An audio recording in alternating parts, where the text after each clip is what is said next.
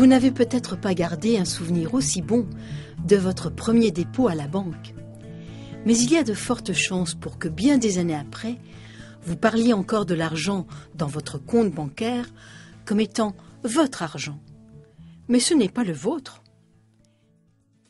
Si nous avons un coffre bancaire, les titres et les objets de valeur que nous y déposons sont bien à nous. Nous louons un espace sécuritaire à la banque pour les déposer.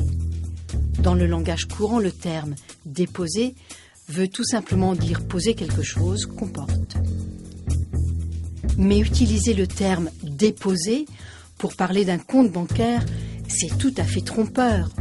En réalité, un dépôt bancaire, c'est un prêt consenti à la banque. En fait, le solde de notre compte bancaire indique le montant d'argent que la banque nous doit. Il représente une promesse de paiement faite par la banque et non pas de l'argent liquide bien réel que nous aurions déposé. La différence est considérable. Quand nous confions notre argent à la caissière de la banque, notre argent devient celui de la banque, qui peut en faire ce qu'elle veut. Tout l'argent déposé à la banque est l'argent de la banque. Il n'est plus à nous. C'est pourquoi la banque nous paye des intérêts. Nous avons prêté notre argent à la banque. La distinction peut sembler sémantique, car nous savons que nous pouvons aller à la banque n'importe quand pour retirer notre argent en espèces. Mais la distinction est cruciale. Les opérations financières du système bancaire concernent tout le monde. Et pourtant, la plupart d'entre nous ignorent tout du fonctionnement de ce système. Il faut savoir que l'économie mondiale actuelle repose sur un système de crédit fourni par les banques. Quand ce système s'effondre, tout le monde en subit les conséquences.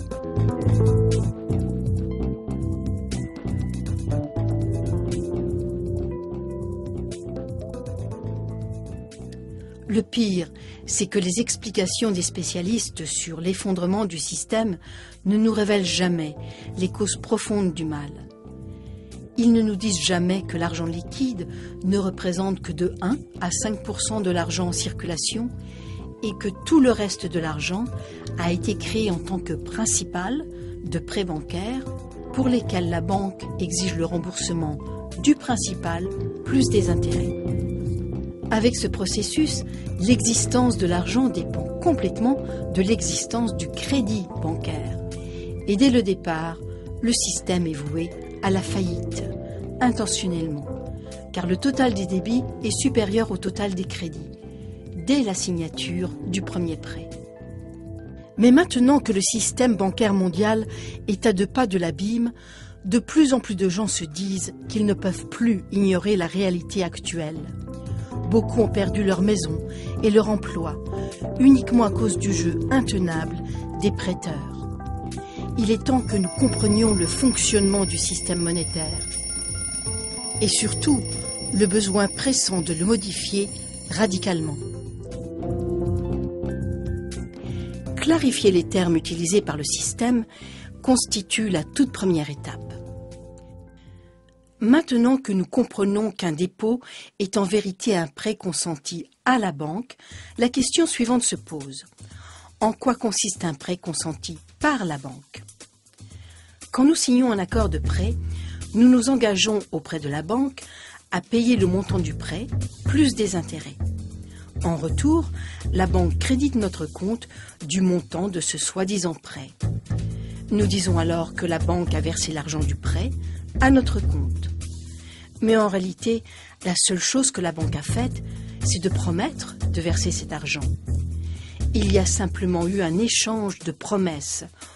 Aucune des parties n'a donné quoi que ce soit de concret à l'autre.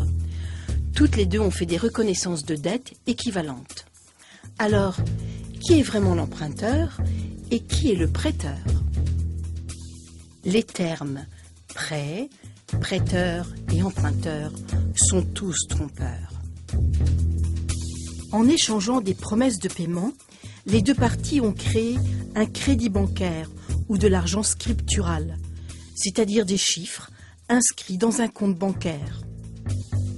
Nous pouvons dépenser ces crédits bancaires car chaque fois que nous faisons un dépôt à notre compte augmente.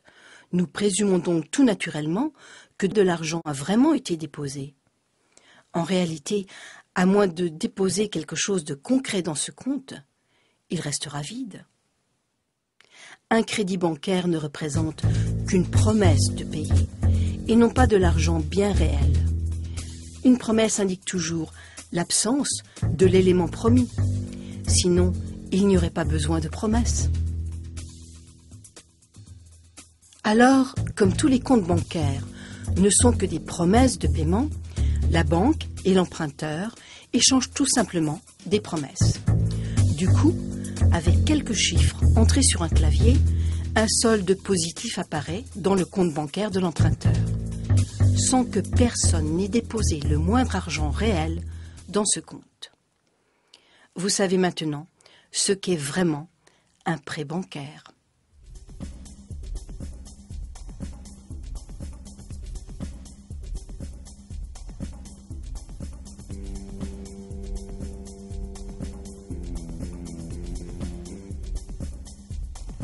Quelle différence y a-t-il entre ce processus de création de l'argent et celui utilisé par des faux monnayeurs qui créent de l'argent avec une planche à billets?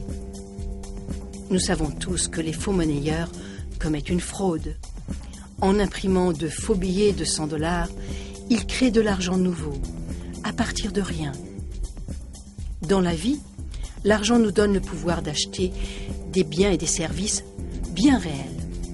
Ici, il est clair que les faux monnayeurs ont créé un pouvoir d'achat pour de vrais biens et de vrais services sans rien avoir donné en échange.